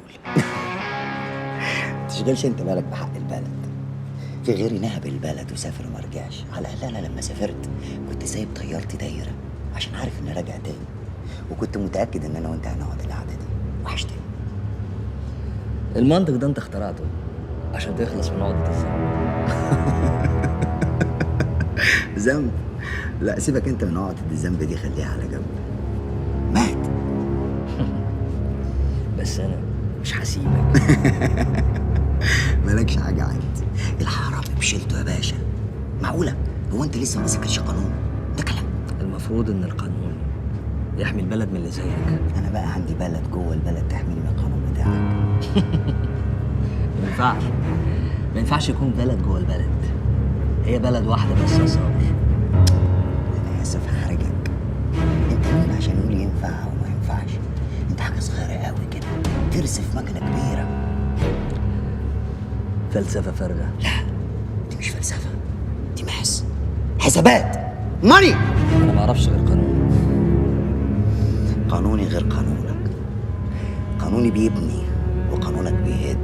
وبعدين كان فين قانونك 7000 سنه والبلد بتتسرق؟ بقانونك، واللي فيها لا طايرين لا ابيض ولا اسود. انا على الاقل رجعت بدي الناس حقوقهم وبعرفهم ان ليهم حقوق، فبالتالي عليهم واجبات. ياسر بيه، اعقل الكلام اللي بتقوله الاول. يا حبيبي ده على اساس انك بتحب البلد. بطل شغل التعبين بتاعك ده بقى. انا فعلا تعبان. عرفت ازاي؟ بس سمي مش في لساني، لا سمي في دماغي، ويوم ما فكرت تشتريه لدغك. اما بقى حبي للبلد اكيد بحبها اكتر منك، لان انت بتحبها على الورق بس، لكن انا بحبها عملي. نرجع لمرجوعنا. تاخد حقك سيوله ولا ناشف؟ لا انا هعرف اخده ازاي. انا قلت كده برضه.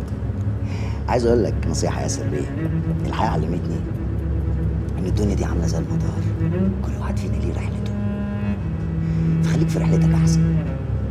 رحلتنا واحده. طب خلاص ما تقعدش جنبي بقى عشان انا بقشعر. ياسر باشا،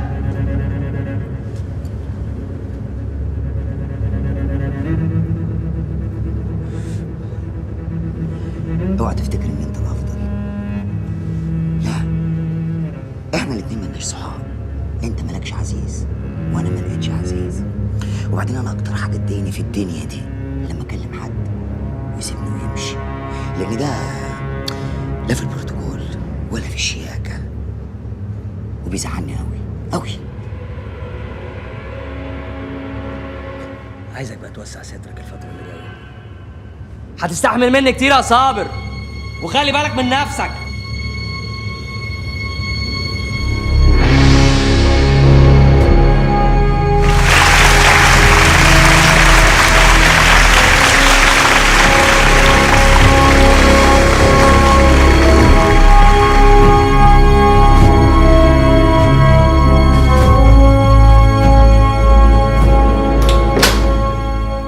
طب ممكن تتفضلوا.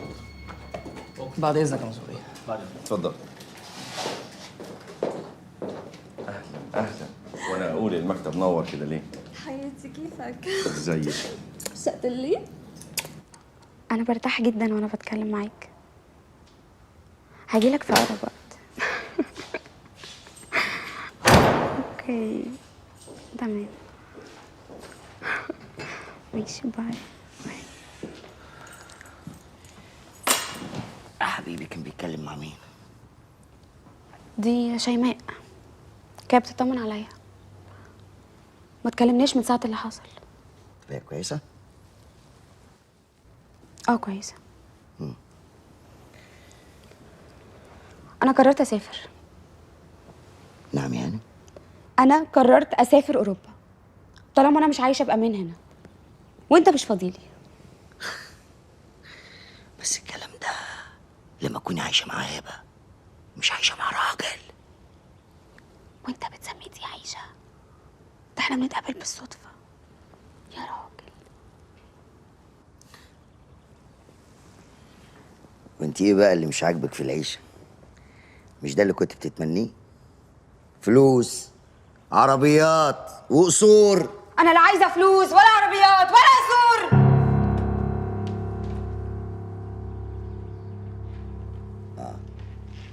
وده معناه ايه بقى يعني؟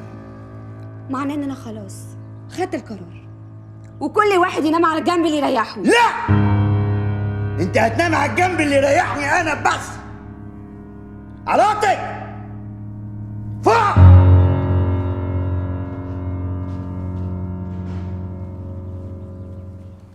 مرحلة ايه؟ بقول سعادتك نصاب. نصاب من وجهة نظرك انت، لكن من وجهة نظر الناس ده راجل اعمال وطني وشريف. لو طلعنا بكره وقلنا ان الراجل ده نصاب، الناس هتصدقنا؟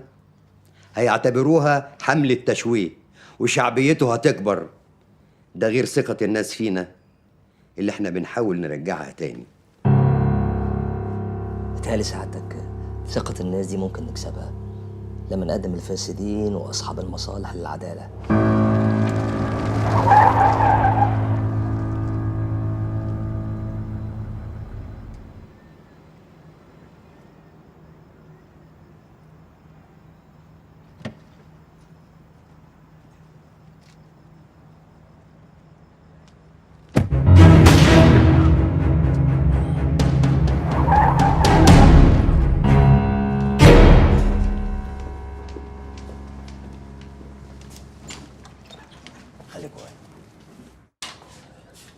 طمنيني يا دكتور، انا قلقان قوي.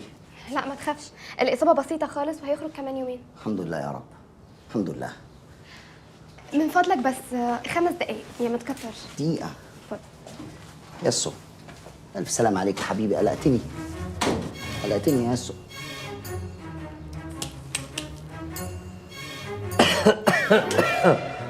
معقولة صدر ورجليك؟ أنا آسف أنا آسف. سلامتك حبيبي. جاي تطمن عليا ولا تطمن على نفسك؟ ما تقلقش، لسه عايش، بس هو حياة أمك. زي ما خرجتك من السجن هرجعك لي تاني. ياسر باشا، أنا ماليش في اللعبة القصيرة.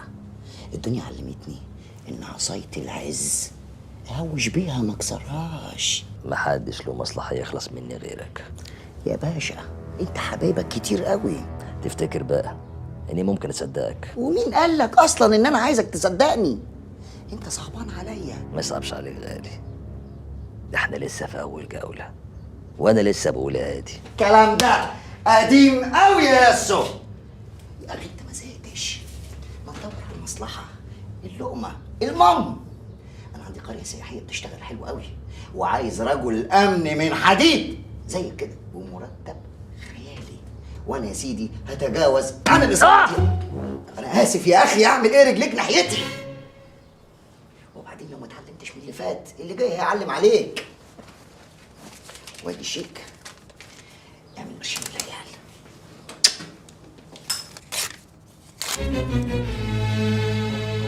كنت متأكد انك هتعمل جو عزة نفسي منعاني.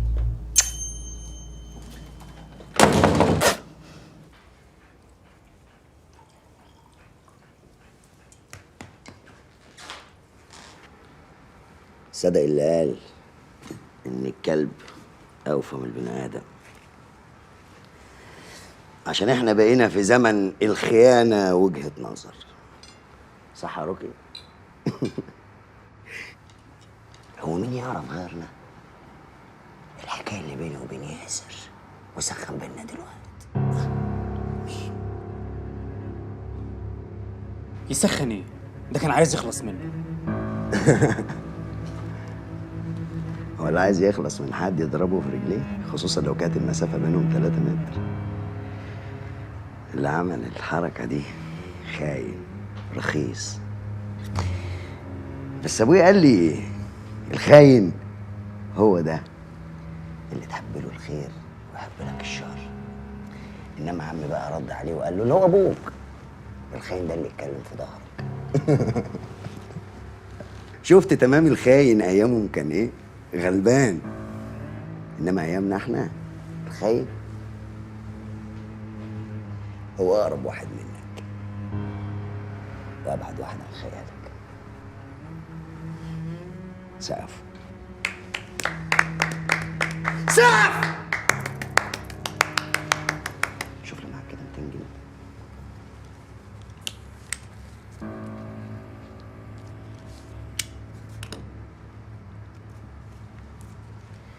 عن اذنك يا رب.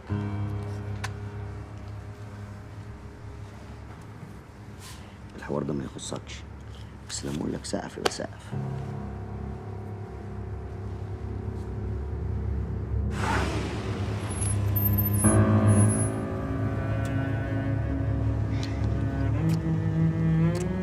باي باي يا حبيبتي.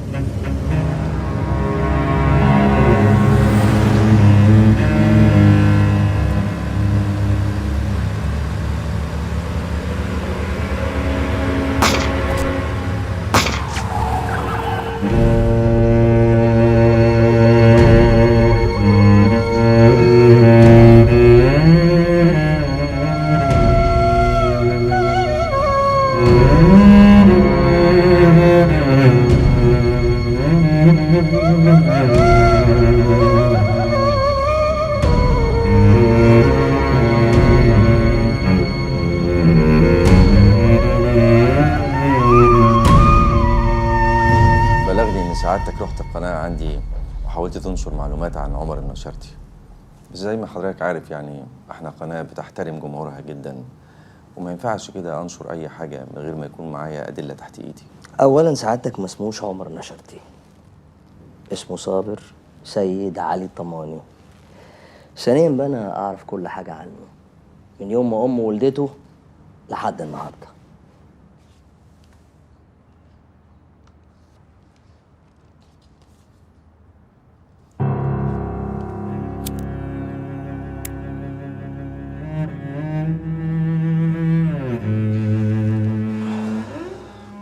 اوعى تزعل على خاين، لانه الوحيد اللي ما ينفعش تديله فرصه تانية، وما توقفش حياتك على حد. ساعات كتير بنكتشف ان البدائل افضل بكتير من الحاجات اللي اتربعت على عرش الاولويات. ارجو تكون فاهمني. دي موافقه وزاره الاسكان على ارض الواحات، ابتدي مشروعك. ما تقلقش، احنا ابتدينا حملة الدعاية ومضينا عقود كمان، واخدين مقدمات بحوالي 150 مليون جنيه. طب كويس. وبعدين ايه حكايه دقنك دي؟ عايزك تخفها شويه.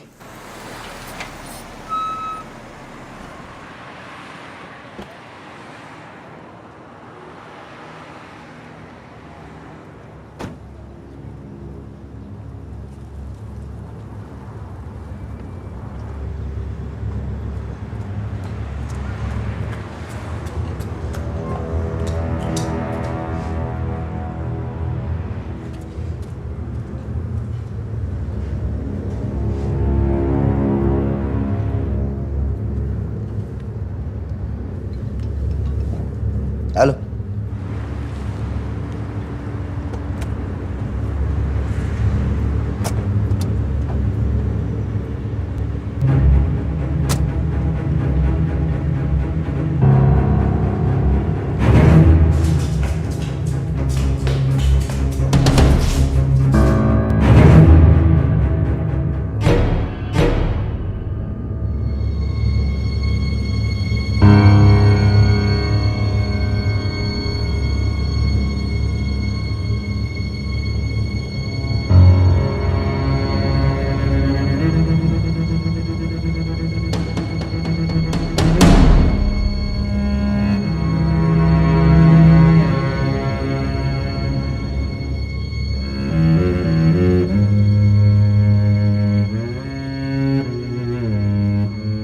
كده تجرحني يا صابر؟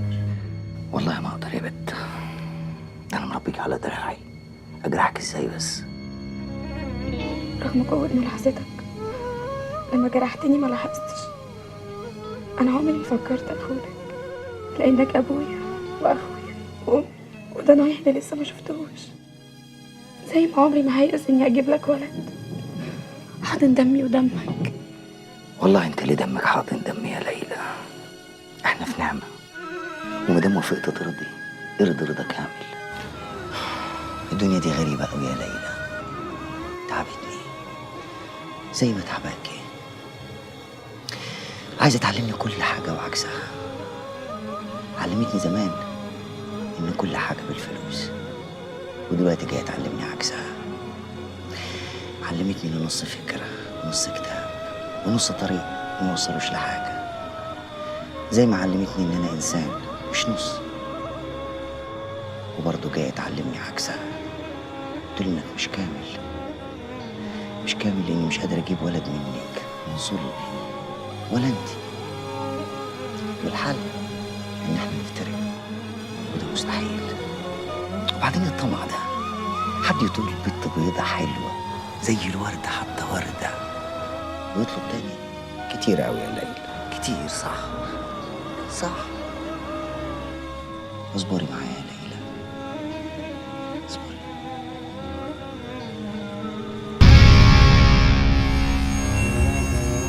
كده يا فاروق انت عندك كل تفاصيل عملية السروج الأخيرة، عايز أشوفه في السجن.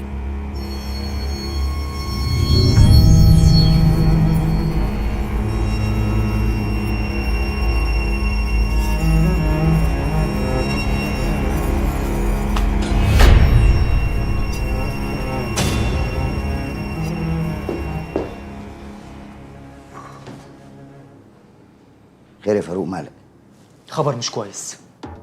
خير؟ ياسر الظابط هيعمل حلقه في التلفزيون وهيتكلم فيها عنك، والاعلانات ماليه الشوارع والنت. انت غلبان قوي يا فاروق. روح انت وانا هتصرف. طيب فهمني بس. يلا يلا. سوري من شر.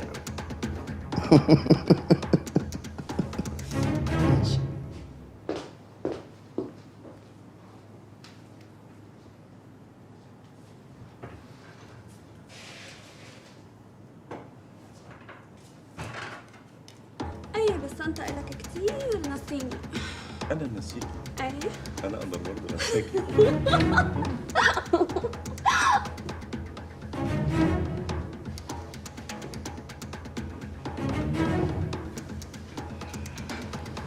عمر أنا ما عملت هيك مشان عم نفذ أوامرك، لا عملت هيك عشان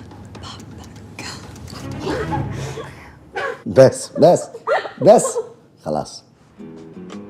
عارفين في بعده عني ناقصني ايه وايه، مش لاقيه حد زيه اهتم بعده بيه. جربت الو الو، ازيك يا استاذ حسام؟ مع سيادتك المقدم ياسر يا فندم. اهلا ياسر باشا، ازي حضرتك؟ الحمد لله يا باشا، الحمد لله. الحقيقه النهارده الحلقه بتاعتي كانت المفروض تتذاع، ما اتذاعتش لحد دلوقتي. ايه السبب سعادتك؟ هي فعلا اتأجلت. اتأجلت؟ اتأجلت ليه والامتى؟ والله الامتى دي معرفش، انما ليه تقدر تسأل فيها منصور بيه المنشاوي، هو اللي امر بكده. طب يا باشا انا هتصرف. شكرا يا باشا. اتفضل اتفضل اتفضل يا فندم اتفضل. اتفضل مع السلامه. ايه ده، في ايه؟ هو مش منصور المنشاوي ده اللي كان عايز الحلقه تذاع عشان صبري يتفضح؟ ايه اللي جد يعني؟ واضح ان البلد دي بقى فيها مليون عمر نشرتي. جيت احارب تعبان بحاوي. السيد المستشار النائب العام، محامي الشعب. بعد التحية، اليوم نحن بصدد قضية غير كل القضايا، هي أعظم وأخبث من غيرها. إنها قضية فساد وإفساد من الدرجة الأولى. قام مرتكبها بتسويق نفسه إلى الرأي العام على أنه الفارس المخلص والبطل المغوار الذي سيدخل برثان الشر فيفنيها من أجل تحقيق أحلام المواطن البسيط في أن يحيا حياة كريمة هادئة. فالتف الجميع حوله وجعلوه تاجا على رؤوسهم، ووافقوه ودعموه وصفقوا له، وأصبح يكبر كل يوم أضعافا مضاعفة، حتى بات يتحكم في أقواتهم ويتملك مشاعرهم وعقولهم. وامتدت يده الآثمة إلى كل موقع مؤثر في هرم السلطة، حتى أصبح له رجالاته وعملاؤه الذين يخدمون طموحاته العافية. فكل يوم يمر دون مقاومة ذلك السوس الذي ينخر في عماد الوطن سيكون سببا في انكسار إرادة أمة وانحنائها أمام رؤوس أموال طاغية جاحدة لا تعرف إلا لغة الأرباح والمكاسب، حتى لو جاءت على جثة هذا الوطن. عارف ان النائب العام عمل لك ضبط واحضار. انا مش عايزك تقلق خالص. بالنسبه لك دلوقتي جوه امن من بره بكتير، لحد ما نشوف هنطلعك ازاي يا صابر.